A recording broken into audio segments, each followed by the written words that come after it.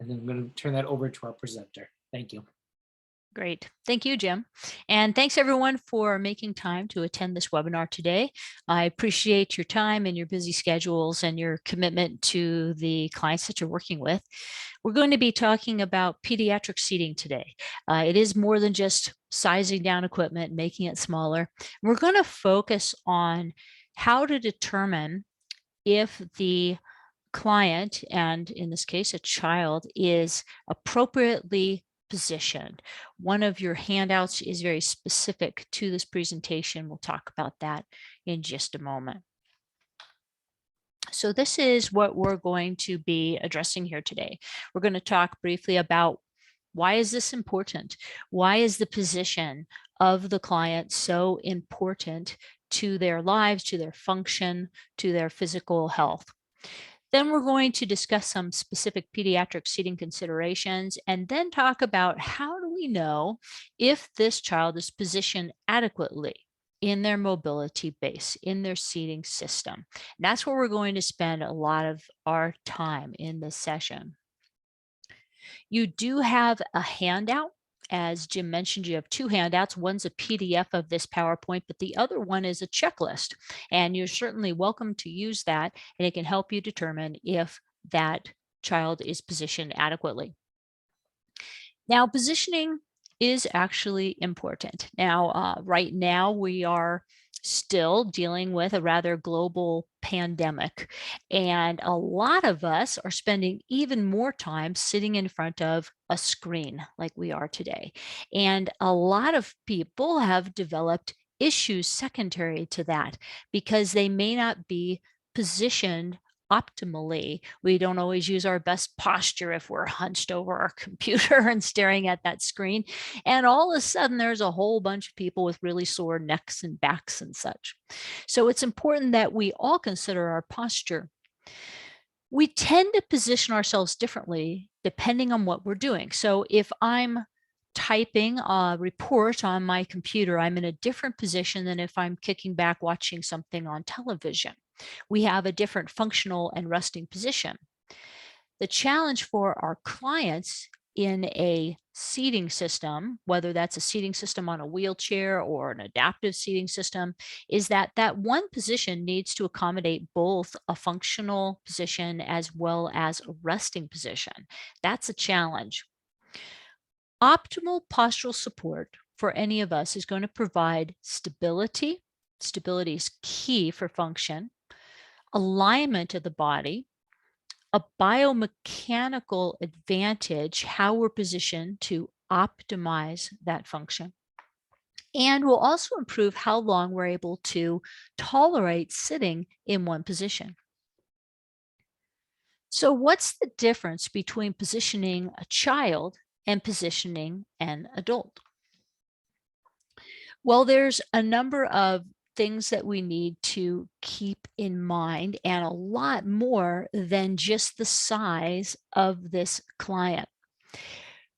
There's a number of different seating options, and those seating options are often very dependent upon the mobility base. So the seating options that are available, say, on an adaptive stroller are often different than what's available on a manual chair or a power wheelchair. Sizes. For children, there are very, very small sizes all the way through adult size. Some children will leave the neonatal intensive care unit and maybe be barely the size of a newborn and require some type of seating system and an adaptive stroller, all the way through teenagers that might already be at an adult size. It's important that this seating system have available growth, both in the seating system and the mobility base. So the seating system itself is going to usually have somewhere between 1 and 3 years of growth available to it. It depends on the seating system. And oftentimes the seating system is replaced, grown and then replaced much sooner than the power wheelchair or wheelchair, manual wheelchair or stroller base is actually replaced. The mobility base has a certain amount of growth in it as well before the frame itself needs to be grown, or before the entire base needs to be replaced. And that's typically between 3 and 7 years. Why do we have such a big range? It really depends on two key factors. First off, not every child is going to receive their seating system at its beginning growth. So let's say a seat has a range of growth from 10 to 15 inches even in seat depth. Well, that child might start at 12 inches. So they've already used up some of that available growth. The other main key factor in terms of how long a seat or mobility base will last in terms of growth is those growth spurts. Now, as adults, we're done growing. Sometimes we get a little wider, even if we don't want to. But kids grow in length primarily, and sometimes we know that growth can be slow for a period of time and then suddenly hit a much faster pace. This can happen on the onset of puberty, but also there's a tremendous amount of growth between birth and even age 5. So if I'm getting a seating system for a 3-year-old, I know there could be a significant amount of growth in the next couple of years. It's also important that the seating system is flexible to accommodate changes in the medical condition. Some of the clients we see have a progressive condition. The most common progressive condition in childhood is spinal muscular atrophy.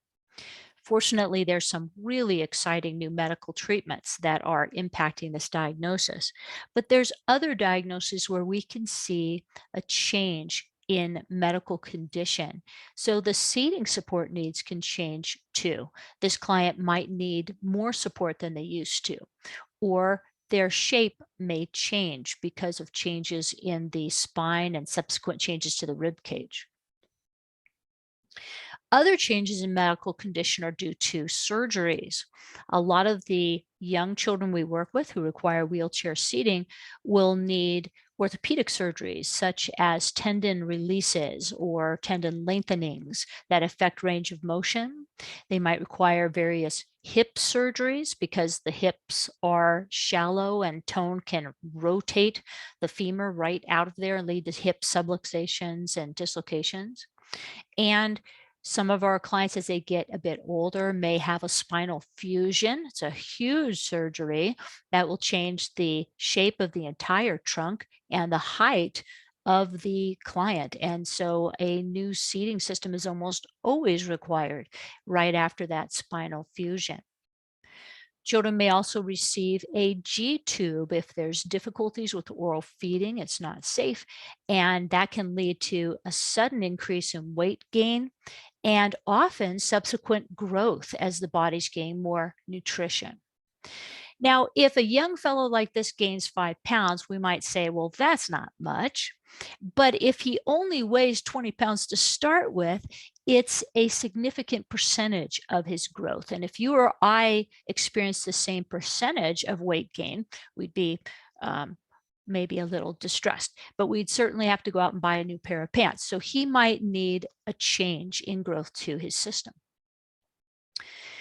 A lot of the clients we work with who have increased tone, people with cerebral palsy or other genetic or metabolic conditions or traumatic brain injury, may be undergoing tone management, such as oral medications, baclofen pump, like we see pictured here for this young man here, dorsal rhizotomies. All of these can change the level of active tone that we see, active range of motion, strength for the client, and the amount of support that's required from a seating system. So we can see where pediatric seating starts getting a little more complicated because there's a lot of things that can change the seating system for the client. There can be orthopedic changes as well. Now, orthopedic changes can occur at any age, but are particularly prevalent in the pediatric population because of growth. We see a lot of changes during growth spurts as these tight muscles can't keep up with bony growth. And there's an asymmetrical pull And this results in things like spinal curvatures. So these spinal curvatures can be due to those growth spurts, muscle imbalances, and muscle weakness. Gravity is not always our friend and can really pull things down. A lack of weight bearing as well as muscle imbalances can also lead to hip subluxation and dislocation. And all of this needs to be accommodated as well as result in surgeries in the seating system. We also need to accommodate changes in environment. There's a big difference between a very young child and a teenager in terms of the environments they may hang out in. So it's not uncommon with a very young child to be primarily looking at use in the home and perhaps going back and forth to doctor's appointments. But as a child gets older, they now may be attending daycare, preschool, elementary school, and finally be more out and about in the community. We have to make sure that their seating and mobility base particularly can accommodate this variety of settings. So as I mentioned before, seating varies with the environment as well as the mobility base. So if we're looking at a dependent mobility base, this is going to include adaptive strollers and some manual wheelchairs, a manual wheelchair that the client perhaps is not able to push themselves, and that might include tilt and space chairs. Whereas we may have independent mobility bases as well. Those seating systems may vary, and that can include a manual chair that the client self-propels and a power wheelchair. So in summary, keeping in mind all these pediatric considerations when we're looking at positioning kids, pediatric seating has unique challenges as compared to adult seating because there's changes we can see in physical growth, developmental changes, medical changes, and environmental need. And we know that pediatric seating is dependent on the mobility base. The options that work on an adaptive stroller usually are not the same options that work on a manual or a power wheelchair. All right, so I'm going to stop for a second to see if people have any questions, and then we're going to move into our next section. So again, feel free to pop any questions or comments in that Q&A box.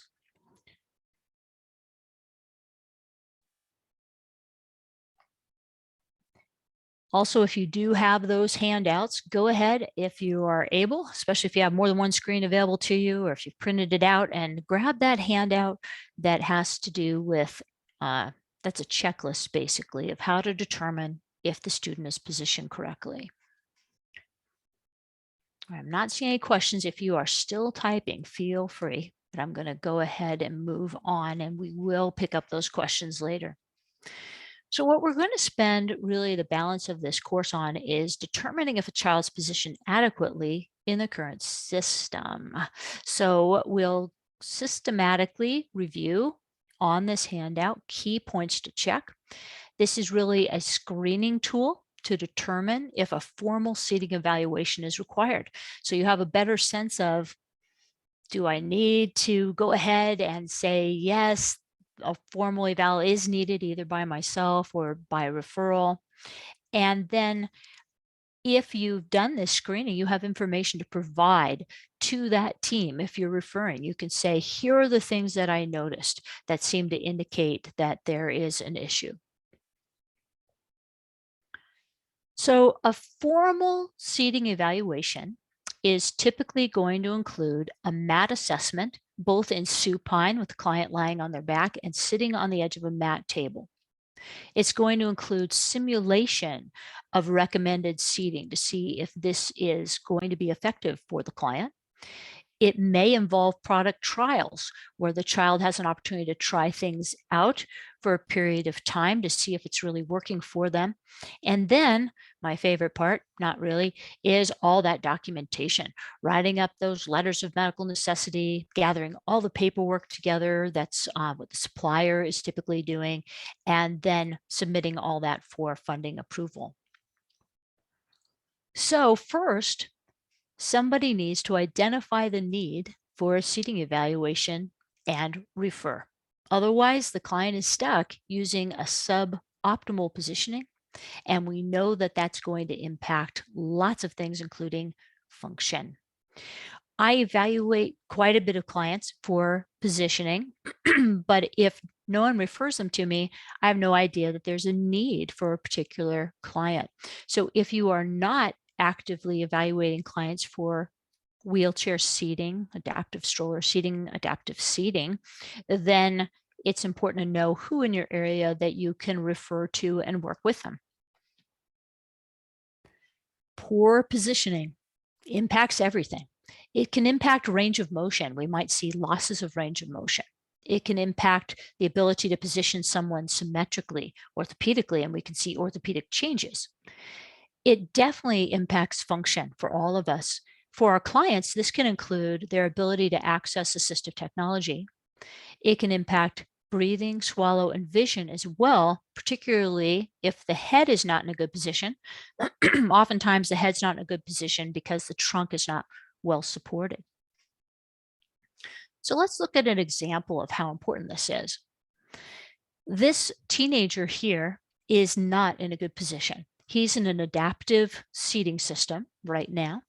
I asked his team why he wasn't in his customized seat within his manual wheelchair, and they said he was positioned better in this adaptive seat. That's not what we want to hear. These adaptive seats are great for spending some of your day in, but the client should absolutely be best positioned in their own seating system that's been customized to meet their needs.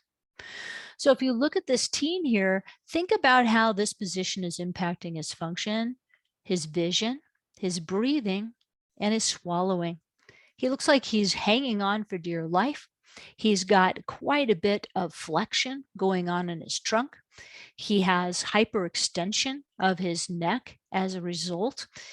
He's looking up at the ceiling and his breathing is compromised. His swallowing would be unsafe.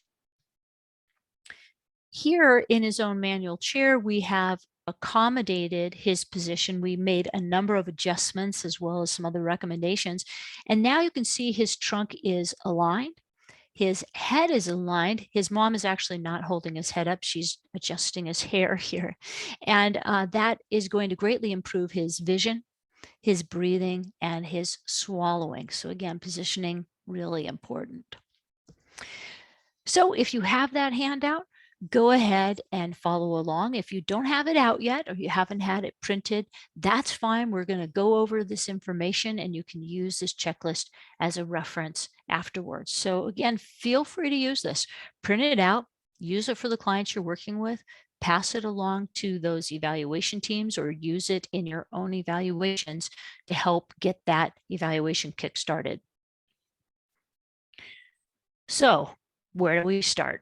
Well, we start by looking at how the client is typically sitting in their seating system on the mobility base.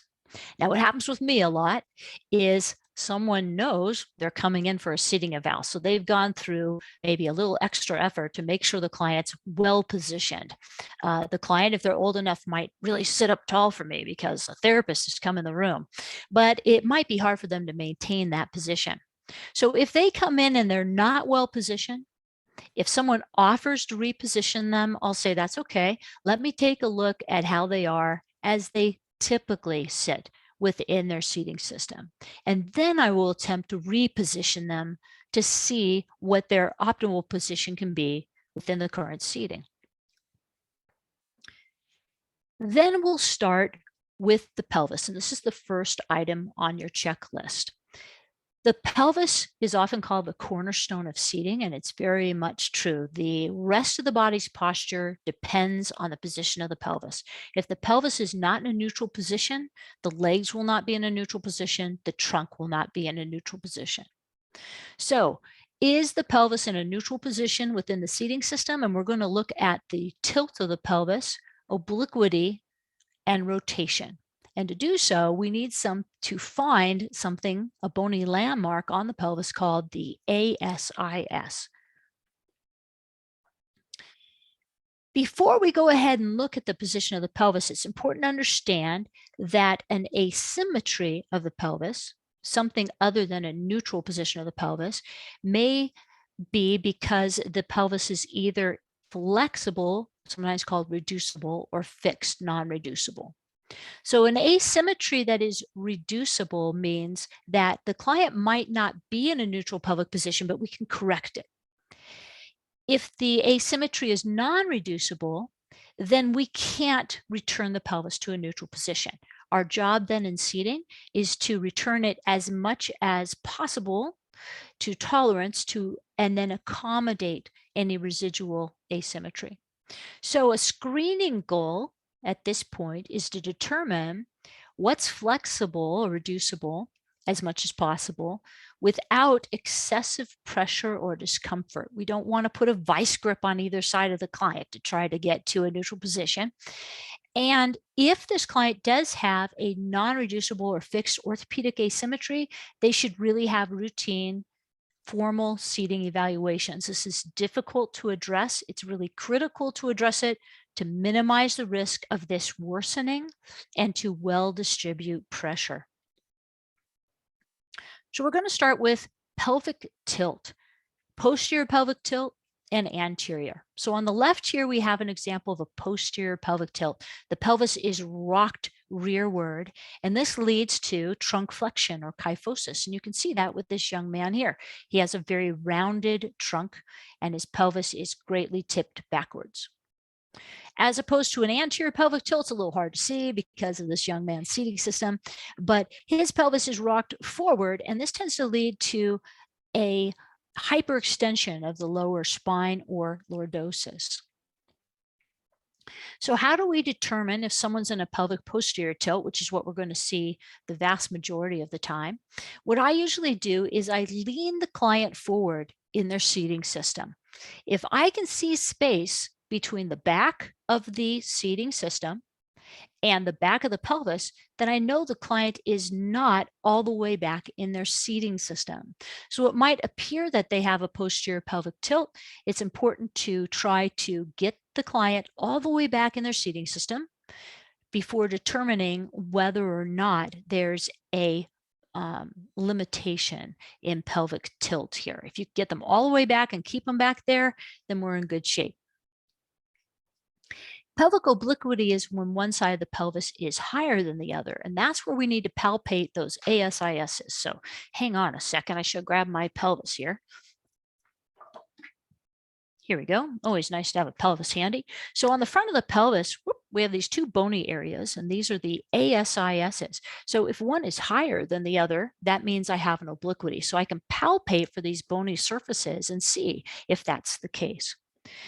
If one side of the pelvis is higher than the other, then that often leads to a lateral curvature in the spine.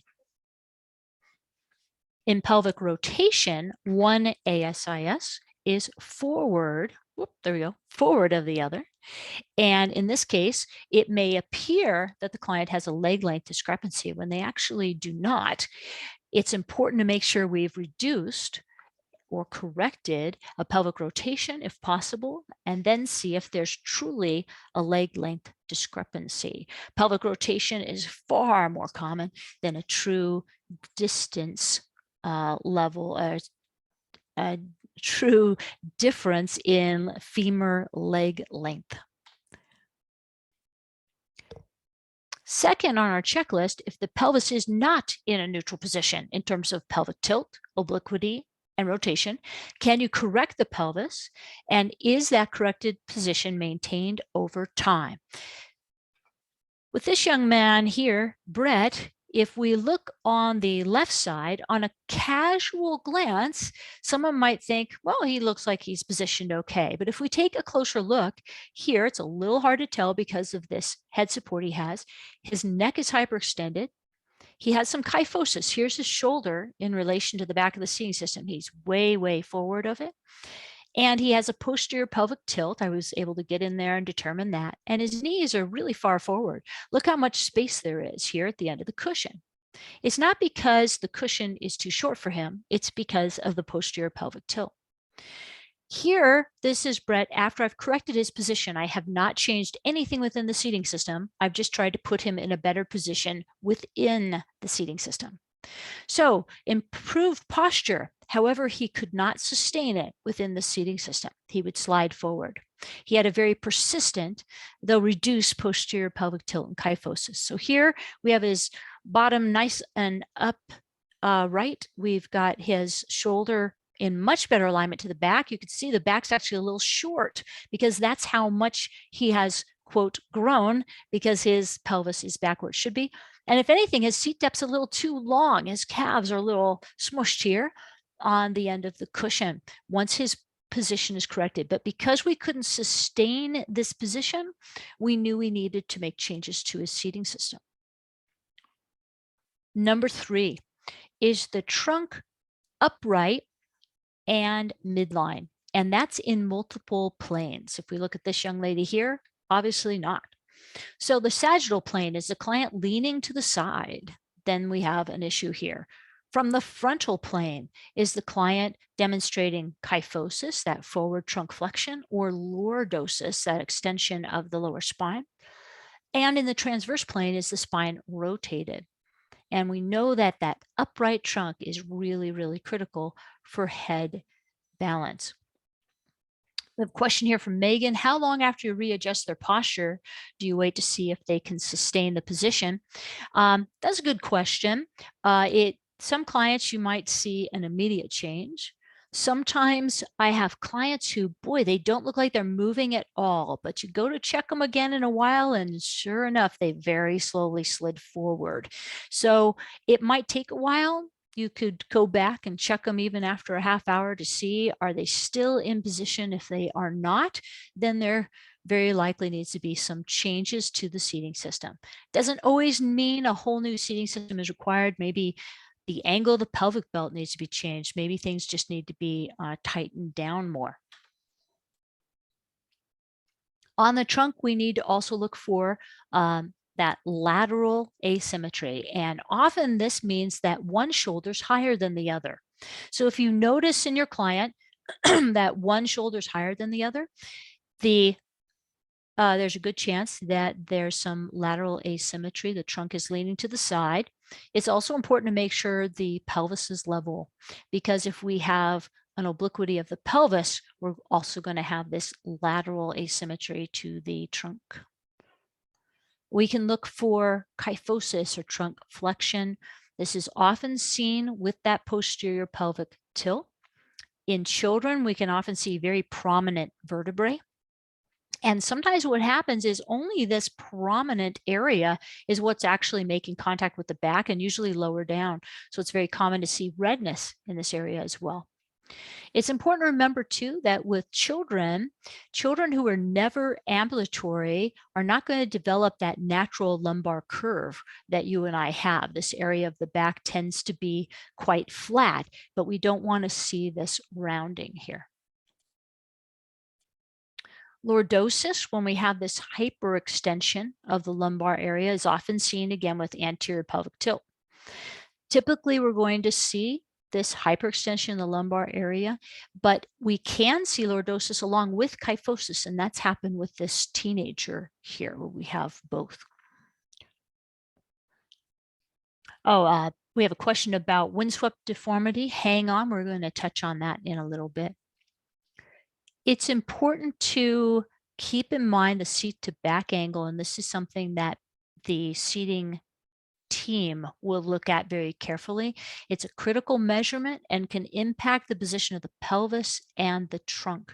So this is typically determined during the MAT assessment portion of the seating evaluation.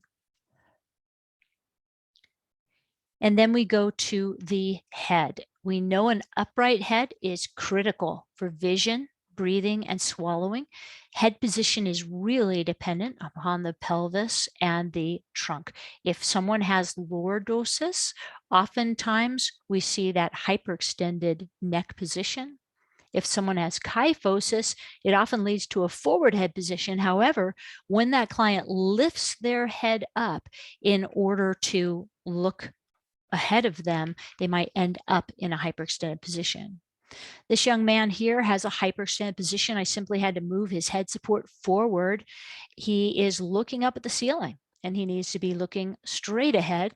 In his case, this is particularly critical because he's using an eye gaze communication device. So is the head upright, midline, and balanced over the trunk without neck hyperextension? That's what we're looking for. In the sagittal plane, is there lateral flexion? Well, in this young man, yes, there is. He is flexed to his right side. In the frontal plane, is the head forward or is the neck hyperextended? In his case, it's hard to tell without looking at a side picture, but he actually has a little bit of neck hyperextension.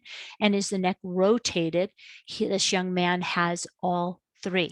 So the head support he has here in his adaptive stroller was not correcting this. Some of this is due to the fact that if you look at his trunk and pelvis, we have some problems here.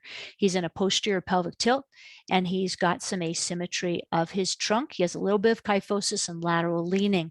All of that had to be addressed to reposition his head. So this is another young lady, a teenager, who has quite a bit of lateral flexion in her head, but she also has a lot of lateral lean in her trunk that needed to be addressed. We see far too many clients with this head forward position. And again, this is often seen along with trunk kyphosis. And if this young lady attempts to lift her head to find this head support, she will most likely end up with a hyperextended neck. Here's this young man again who had this hyperextended position, and he's using the exact same seating system here. We didn't need to change anything in his situation. We just needed to bring this forward until his head was aligned. And you can see the difference here between neck hyperextension and an aligned neck. Again, he's using eye gaze for a communication system. And you can imagine that his success in communication is much, much better with that head being in neutral alignment. We can see neck rotation like this young man is showing here. We're attempting to limit some of this with this particular head support, and this is sometimes seen with spinal rotation. All things to note on that checklist if we're seeing any of these concerns.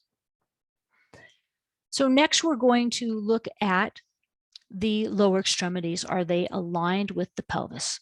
This means no adduction, no abduction, no internal rotation, no external rotation. We're not trying to fix these problems at this time. We're just trying to identify them.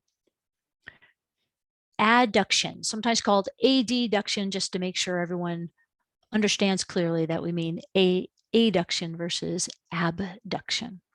So adduction and internal rotation often are seen together and are often a component of extension. So we have clients who extend their legs, adduct their legs, and internally rotate them all at the same time. We can see on the left here an adult and on the right a child where those knees are right jammed up against each other.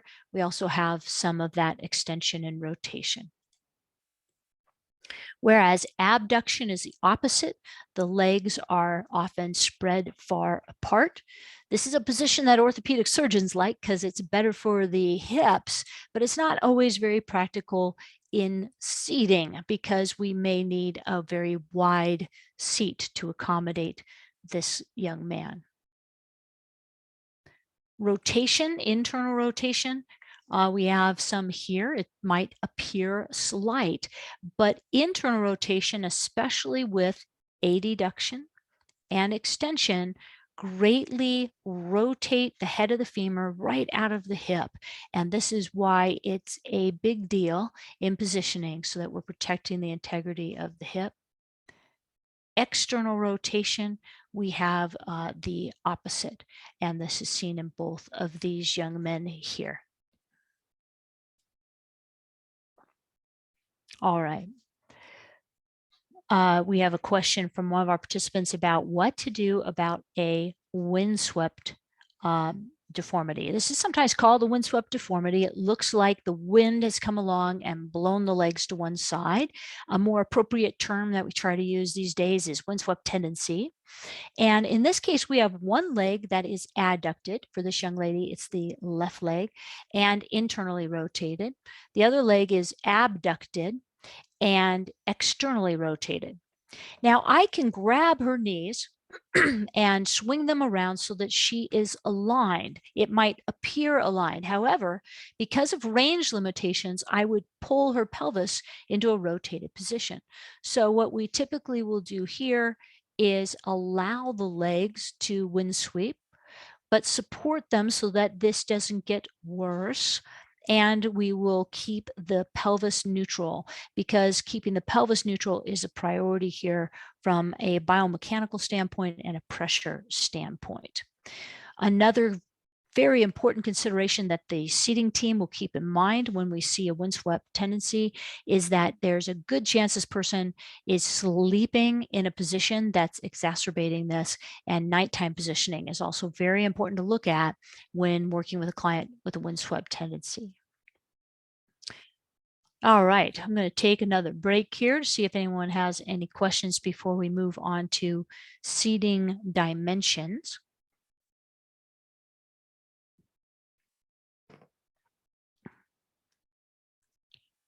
Again, it's really important to just look over children that you're working with to see if there are issues there. Those issues may not always be really evident just on a quick glance. It's important to look through each of these items to see if there's something that really needs to be addressed.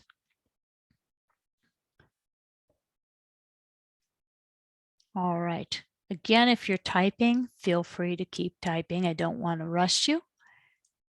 And I will move along, and I will definitely stop and answer those questions.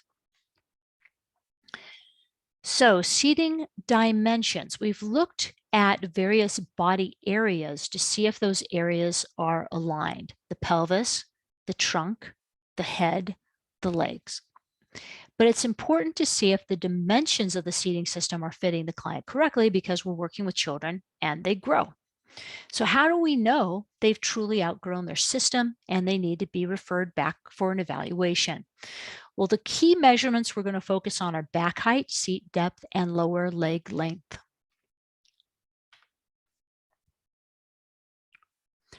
I see your question there, Candace, and I will grab that our next break here for questions.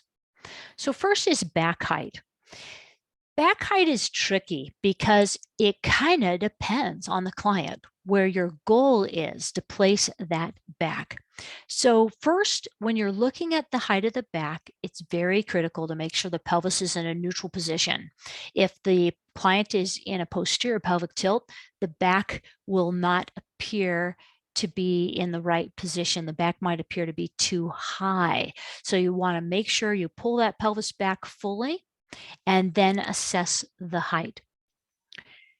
So the back height is determined during the seating evaluation and is based on the amount of support that client needs. So a lot of the clients I work with need a great deal of postural support, and they have the back all the way to the top of the shoulders. However, if somebody is self-propelling a manual chair, the back may be placed much lower than that, usually under the level of the scapula. That way the client has the ability to really move their arm well to get a nice long stroke on those wheels.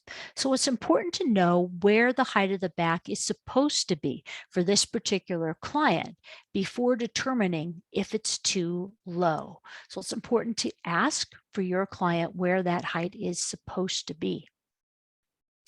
If the client is using any type of anterior trunk support, a vest, shoulder straps, then the height of the back should be just at the level of the shoulders or even a little higher.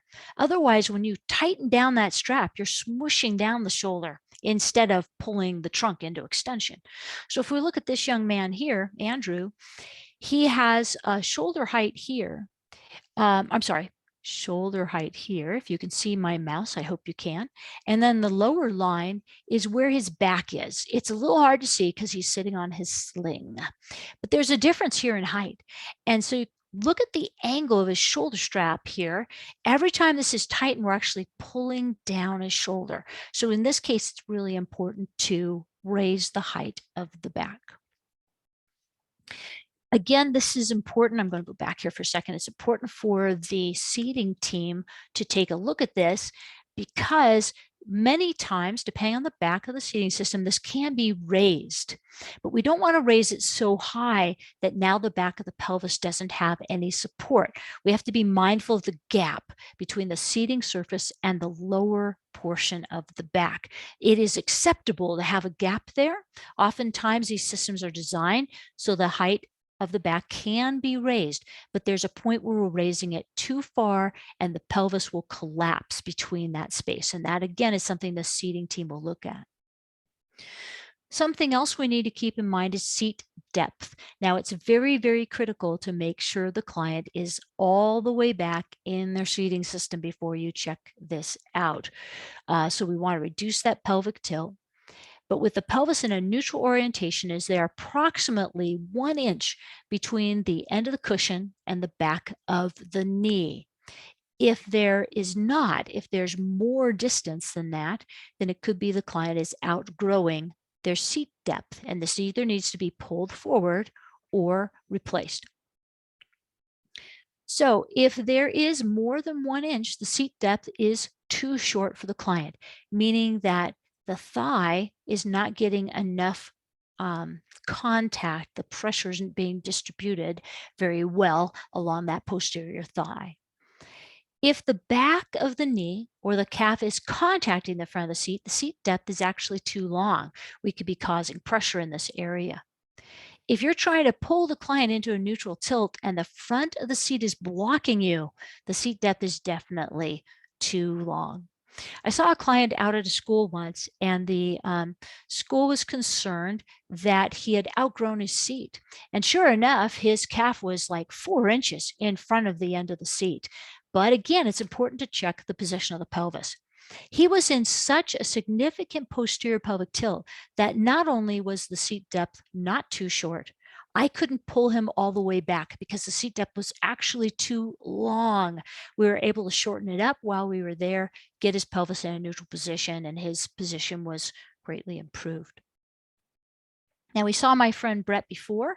On the left, the seat depth looks like it's actually, oh man, I hate it when I do this. I actually made a mistake here. The seat depth looks too short on the left, but the client was in a posterior pelvic tilt.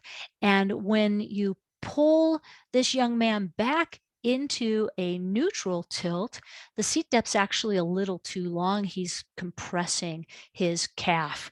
So need to correct that slide. Actually, the seat depth looks too short. And then we look at lower leg length.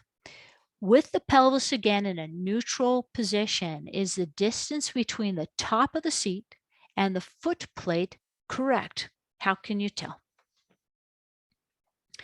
If the distal thighs are unweighted, they're not making any contact with the seat, then the distance may be too short. The footrest, the foot plate is too high. This puts too much pressure on the pelvis, on those bony areas on the bottom of the pelvis. We don't want to cause pressure or discomfort. The foot plates need to be lowered. If we look at this young man on his left leg, he's too high on this side. This needs to be lowered so that he's making contact with his leg. But if the feet aren't making full contact, this young lady, it's a little hard to tell in this picture, but her heels aren't contacting these pads that have been placed onto her foot plates. Only her toes are, really her forefoot. Then we have too much pressure on the distal thigh. And in that case, the foot plate may need to be raised. Now, one thing that's tricky with children is depending on the chair, we might have 1 inch increments here that we can raise or lower the foot plate. And for many children, 1 inch is too much or too little.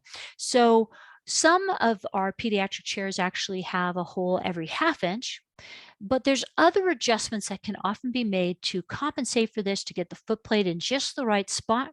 And the evaluation team and the complex rehab equipment supplier know how to do that. Another important seating angle is the upper to lower leg, how much knee flexion the client has. This is also determined at the seating evaluation and is often driven by how tight the hamstrings are. If the hamstrings are tight and we try to pull this foot out, then we're going to pull the pelvis into a posterior pelvic tilt. The hamstrings cross the knee and the hip. And when we open up the angle at the knee, we're going to pull the pelvis into a posterior pelvic tilt if the hamstrings are tight. So it's very important to determine the best angle for that individual. If we bring these footrest hangers back, sometimes we risk interference with the casters. That's not as big a deal with really little guys because their feet are hanging out higher above those casters. All right, questions. Candace has asked, where can I find info on insurance coverage? How often seats can be readjusted and replaced? That's a great question, very common question, right? First off, it's important to, again, work with this entire evaluation team.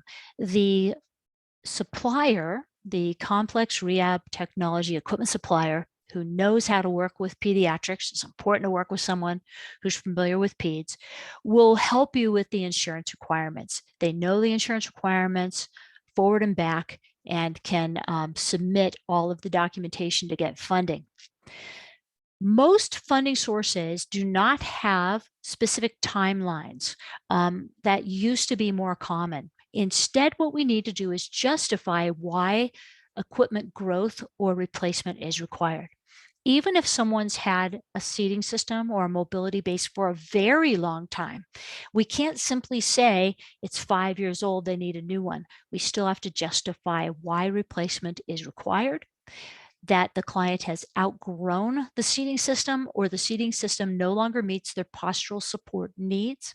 Again, the seating evaluation team writes these letters of medical necessity in their sleep and knows how to justify this equipment successfully.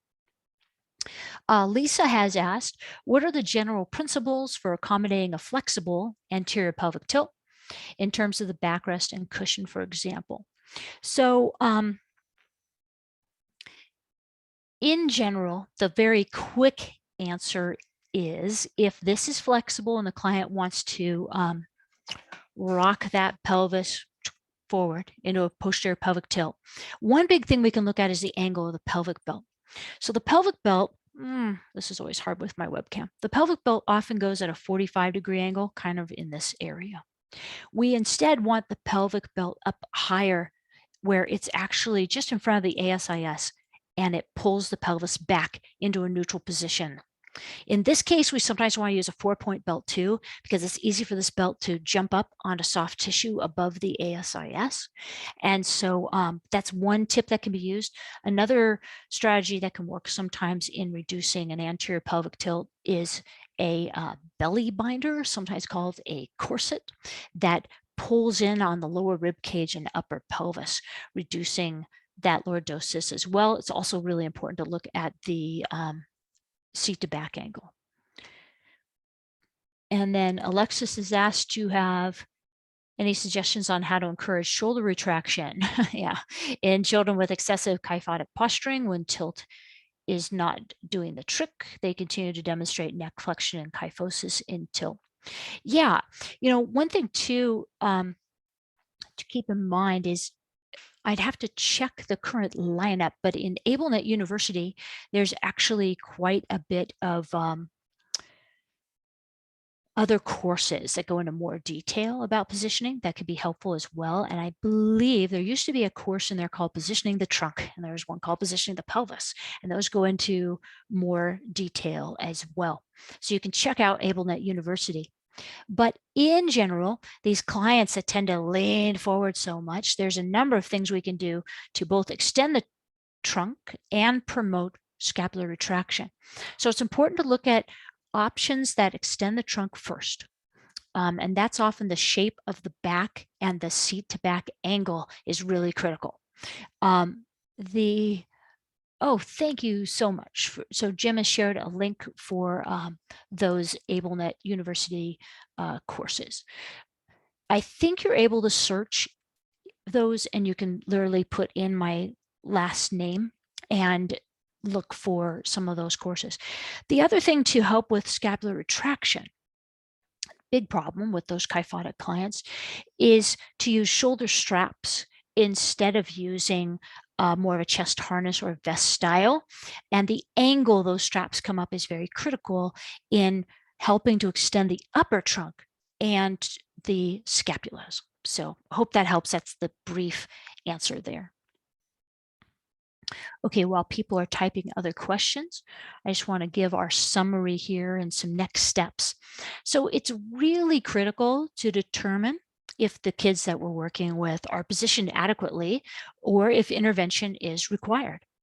Optimal position is key. It can limit loss of range. It can limit orthopedic changes. It can facilitate function, including access to assistive technology, and optimize vision, breathing, and swallowing. But someone first has to identify there's a need, and that can be all of us in really eyeballing this equipment. So take a look at the clients that you're working with. If they don't always bring the seating system and mobility base into your setting, ask them to periodically so you can check it out, see how they're fitting. Use that checklist to determine if a formal evaluation is required, and then find out who performs the evals in your area if it is not you, and collaborate with them. That team needs your input. They need to know what you've observed, how the client uses their seating systems, what tasks they're engaged in, so they're keeping that in mind. I do want to thank you very much for your time today, because I know everyone's super busy, and I want to make sure you have my contact info. And with that, we'll get back to questions. So we have some time. Always try to save time for this group. This is a very dynamic group with lots of participation, which is fantastic. So Maria has asked, how is hip internal rotation and adduction limited in a wheelchair? Are there certain seat cushions or add-on supports that limit these motions? Thank you. So if someone has a lot of tone that is pulling the client into this position of internal rotation and adduction, that's what we're trying to address within the seating system. If we're trying to correct that, there's a number of things we can do. It is important to look at the support surface. One thing that's not very common in the pediatric population, thank goodness, is the use of a sling seat. It's really hard to sit in a sling seat without collapsing into adduction and internal rotation. So we need a firm base of support, and we can use contours within that support surface to help the client's legs stay in alignment with the hips.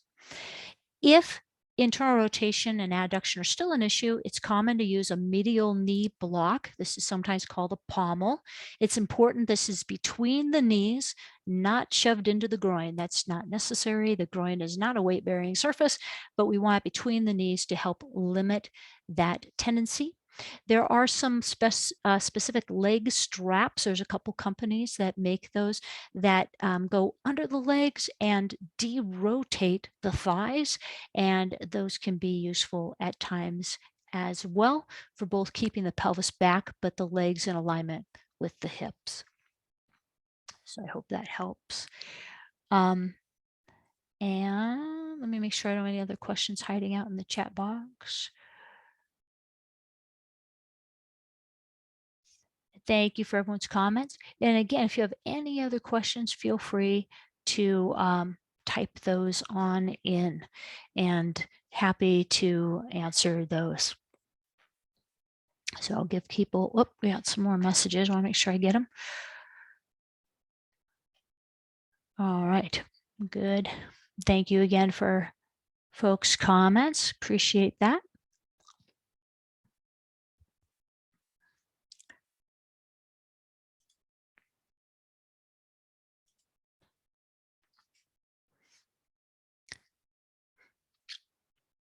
And again, I'd encourage you to check out Able University. There's a number of other, there should still be, I just have to look. Of course, they're gone through periodically, and we do try to keep these courses updated so the information is helpful to you. But we did in the past have a series on positioning the pelvis, the trunk, the head, the lower extremities. We might have even had one on the upper extremities. I don't recall if that's in the Able University library. All right, Maria has asked, would shoulder straps and adjusting seat to back angle help with kyphotic posture in a manual chair? Or are those only used in tilt and space wheelchairs? So you can use shoulder straps and adjusting the seat to back angle in any base where you have the ability to adjust the seat to back angle. Most pediatric chairs you can. You do not have to have the tilt and space feature. It is important. Again, this is what's typically done with that seating team to determine why is the client in this kyphotic posture. It could be active flexion. It could be simply gravity and collapse. So important to know what's going on first to address it for that individual. Um, Again, the shape of the back can be very helpful. An older style back, it is still available, is a biangular back, and that shape is available in many off-the-shelf backs as well, where we close the angle a bit, maybe more to 90 or 95 degrees between the pelvis and the thigh, for example, but then allow some extension beyond that in the upper trunk. That can help promote that trunk extension again. And then we can look at shoulder straps from there. Again, every client is just so unique. And sometimes we have to come up with much more customized solutions. I do have some clients where the only way we can really control that kyphotic posture is through a molded back or entire seating system. Many people are concerned about using a molded back with children because they grow and molded systems don't generally grow. There are much more innovative molded systems out there. I use molded seating with children very frequently. Many of them can be grown in back height and in seat depth, and that's where most of our children really grow the most. There's not as much change in terms of width for many years for those children. So unless there's a big change, they do not need to be remolded. Some of those systems, one of that I work with a lot, has actually a 3-year warranty. So if the child outgrows or out changes in terms of shape that molded seating system during that 3 years, they will remold them and we don't have to get funding again because that can be difficult. And Candace has asked, when is it more important to allow movement versus making the student sit up and avoid kyphotic posture, meaning when the student is able to sit up but chooses to hunch forward? Um, let's see, how much time do we have? We have a couple of minutes. That's a big question. There is a it's a very important question between allowing clients to be moving for comfort, for alertness, for function, but also supporting them in a good posture because we know that clients can use their body better when they're in a good posture. So the quick answer is proximal stability for distal control. Very old saying in seating, still very true. We want to make sure our client has lots of support proximally. We give them lots of support at the pelvis and trunk. That frees up functional movement in the extremities and the head. Another important thing to keep in mind is a whole other topic of dynamic seating. We do have a course, I believe, still in Enablement University on dynamic seating. Dynamic seating allows movement within a seating system, but allows the client to stay well supported. I'd love to go into more detail on that, but I want to be sensitive to people's time and we're almost out of time. So I would encourage you to check that out as well. Didn't realize I'd be referring people so much back to the library, but great, great questions. So we have about 1 more minute if you have, and I'm always happy to stay on for a few minutes afterwards if people are able to. I'm going to go ahead and let Jim wrap up whatever he needs to inform you of at the end of this course. But again, I'll hang out for a couple minutes if people have more questions or comments. Happy to have that dialogue. Jim? Thank you, Michelle. Thank you for your expertise. For those of you who are still with us, you should be receiving an email tomorrow to download the certificate of attendance. Thank you for attending and have a great day. Great.